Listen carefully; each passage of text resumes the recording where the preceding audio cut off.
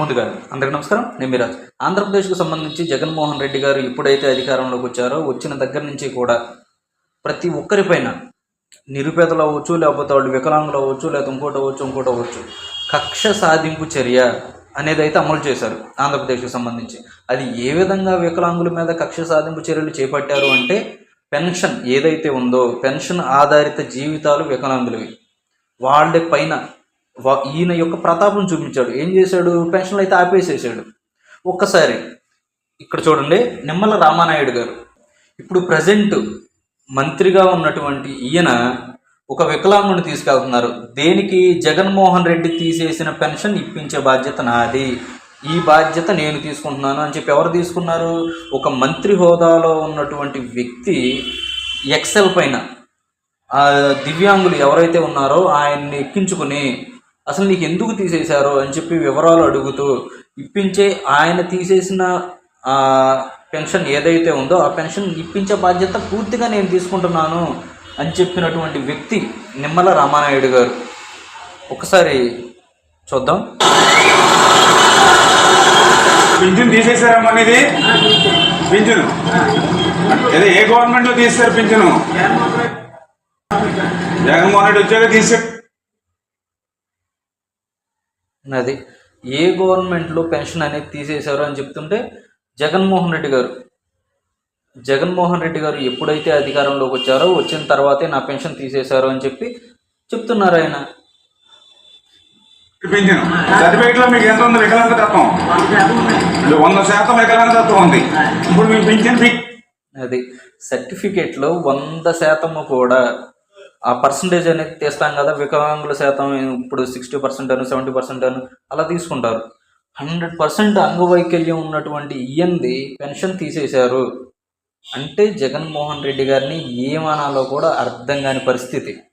ఒకసారి ప్రజలు కూడా ఆలోచించాలి. ఎందుకు తీసాడంట? యూనిట్లో కరెంటు బిల్లు దాటిందని అది చూశారు కదా. ఇది ఎంత కామెడీ అంటే, ఇప్పుడు ఏదన్నా 5 సంవత్సరాల్లో ఒక నెల కరెంటు బిల్లు ఎక్కువ రాదా? ఒక నెల ఎక్కువ రావచ్చు, ఒక నెల తక్కువ రావచ్చు. మనం యూసేజ్ ఎలా ఉంటుందో దాన్ని బట్టి ఒక్కొక్క నెల పెరగవచ్చు, ఒక్కొక్క నెల తగ్గవచ్చు. అదొకటి. జగన్మోహన్ రెడ్డి గారు వచ్చిన తర్వాత మరి రేట్లు కూడా పెంచారు. పర్ యూనిట్ 5 రూపీస్ ఉండేది, ఇప్పుడు 9.5 అయింది. అంటే 9.5 రూపాయలు అయింది ఇప్పుడు ఒక్కొక్క యూనిట్ ధర. అంత పెంచేసి మరి యూనిట్ పెరిగింది, లేకపోతే ఛార్జ్ పెరిగింది, కరెంటు బిల్లు ఎక్కువ వచ్చింది, అందుకని చెప్పి తీసేస్తున్నా అంటే వికలాంగులకి. ఇప్పుడు ఇది సమ్మర్ సీజన్ వచ్చింది. ఇప్పుడు సమ్మర్ సీజన్లో ఇప్పుడు లేకపోతే ఏసీయో, లేకపోతే ఫ్యానో, లేకపోతే వేరే ఏదో ఒకటి అలా లేకుండా గదిలోనే అలాగే ఉండాలంటే అల్లాడిపోతారు. మరి పెట్టుకుంటారు కదా, లేకపోతే ఏసీయో లేకపోతే కూలరో ఏదో ఒకటి 24 గంటలు ఆడుతూనే ఉండాలి కదా. వాళ్ళు మనలాగా వచ్చి బయట తిరగలేరు కదా, చెట్లలోనూ పొలాల్లోనూ తిరగలేరు కదా ప్రశాంతంగా. అందుకని చెప్పి వాళ్ళకు కరెంటు బిల్లు ఎక్కువ రావచ్చు. అసలు ఇది రీజన్గా చూపించేసి నేను పెన్షన్ తీసేస్తున్నానని చెప్తే అసలు దాన్ని ఏమనాలో ఒకసారి ఆంధ్రప్రదేశ్ ప్రజలు ఆలోచించుకోవాలి. ఇప్పుడు మీ ఇంట్లో మీ అమ్మది కూడా రావట్లేదా? ఇద్దరికి పింఛన్ రావట్లా. నీలాంటి పాపం నడవలేని వాళ్ళకి, పేదవాళ్ళు, మీరు తెల్ల రేషన్ కార్డేనా? తెల్ల రేషన్ కార్డు అయినా సరే పింఛన్ తీసేసారు. మీరు తీసారు, మీ అమ్మగారు తీసారు. ఎప్పటి నుంచి వస్తుంది మీకు పింఛను? కిరణ్ కుమార్ రెడ్డి నుంచి. ఈ జగన్మోహన్ రెడ్డి వచ్చాక పీకేశాడు. మరి నీలాంటి పేదవాళ్ళ మీద అది ఇప్పుడు కిరణ్ కుమార్ రెడ్డి గారి హయాంలో నుంచి పెన్షన్ అనేది వస్తూ ఉంటే, ఇప్పుడు మన గౌరవనీయులు మాజీ ముఖ్యమంత్రి గారు జగన్మోహన్ రెడ్డి గారి హయాంలో పీకేశారు అని ఎంత గొప్పగా చెప్పుకుంటున్నారో చూడండి. మరి దీనికి ఏమన్నారు? దివ్యాంగుల మీద మరి జగన్మోహన్ రెడ్డికి కనీసం కనికరం లేదు, అంత కక్ష లేదమ్మా. ఈసారి నీకు పాపం ఏదైతే తీసేసిన పింఛన్ ఏదైతే ఉందో, మీది మీ అమ్మగారు కూడా ఏదైతే ఉందో అవన్నీ రెక్టిఫై చేస్తాం. చాలా మందికి ఇలాగే పెన్షన్ తీసేశారు. అది ఈయన ఒక నిమ్మల రామానాయుడు గారు, ఈయన ఒక మంత్రి హోదాలో ఉండి ఎక్సెల్ పైన ఒక దివ్యాంగుని తీసుకెళ్తున్నారు పెన్షన్ ఇప్పించడానికి. అదే మంత్రి హోదాలో లేకపోతే ఒక ఎమ్మెల్యే హోదాలో జగన్మోహన్ రెడ్డి గారు అంటే వాళ్ళ నాన్నగారు అధికారంలో ఉన్నప్పుడు ఎప్పుడైనా సరే ఇలాంటి సేవా కార్యక్రమాల్లో పాల్గొన్నారా? సరే లేదు. ఆయన సీఎం అయిన తర్వాత ఎప్పుడైనా సేవా కార్యక్రమాల్లో పాల్గొన్నారా?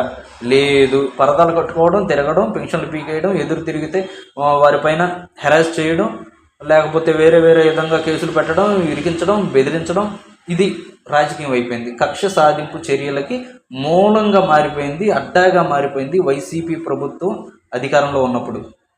ఆంధ్ర రాష్ట్ర ప్రజలు ప్రతి ఒక్కరూ కూడా అసలు భయంతో బతికిన రోజులైతే ఉన్నాయి. ఎందుకంటే మేము అధికార పార్టీ ప్రతినిధులము, లేకపోతే అధికార పార్టీ కార్యకర్తలమే, అధికార పార్టీ నాయకులమే అని చెప్పి ఎవరు ఏ టైంలో ఎవరిని ఏం చేస్తారో అన్న భయంతో బ్రతికిన ప్రజలు ఉన్నారు. ఇప్పుడు వారందరూ కూడా బయటకు వచ్చి ప్రశాంతంగా జీవించగలుగుతున్నారు అంటే దానికి కారణం జగన్మోహన్ రెడ్డి గారి ప్రభుత్వం దిగిపోయింది అని ధీమాగా ఉండడం వలన మాత్రమే. ప్రతి ఒక్కరు కూడా ఆలోచించాలి. మనం కూడా ఆలోచించి ఇలా జరుగుతుంది ఆంధ్ర రాష్ట్రంలో అంటే ఒక దివ్యాంగులు ఎవరైతే ఉన్నారో వారికి పెన్షన్ని తీసేసే పరిస్థితుల్లో కూడా అంత దుస్థితికి కూడా దిగజారినటువంటి జగన్మోహన్ రెడ్డి గారి ప్రభుత్వాన్ని ఇంతకు ఇంత ఎక్కడో దాకా ఎందుకు అన్నా క్యాంటీన్లు తీసేసి రాజశేఖర రెడ్డి క్యాంటీన్లు అని పెట్టు, లేకపోతే ఇంకో పేరు మార్చి ఇంకోటి పెట్టు.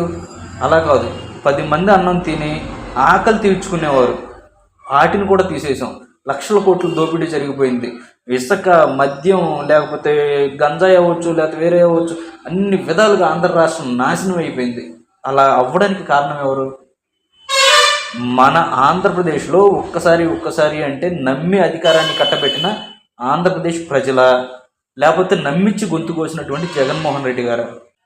ప్రతి ఒక్కరు కూడా అవగాహనతో ఆలోచించి ఇక నుంచి అయినా సరే పార్టీకో లేకపోతే ఒక కులానికో లేకపోతే ఒక మతానికో కాకుండా మనకు అభివృద్ధి ఎవరు చేస్తారో అనేది చూసుకొని ఓటేయాలి.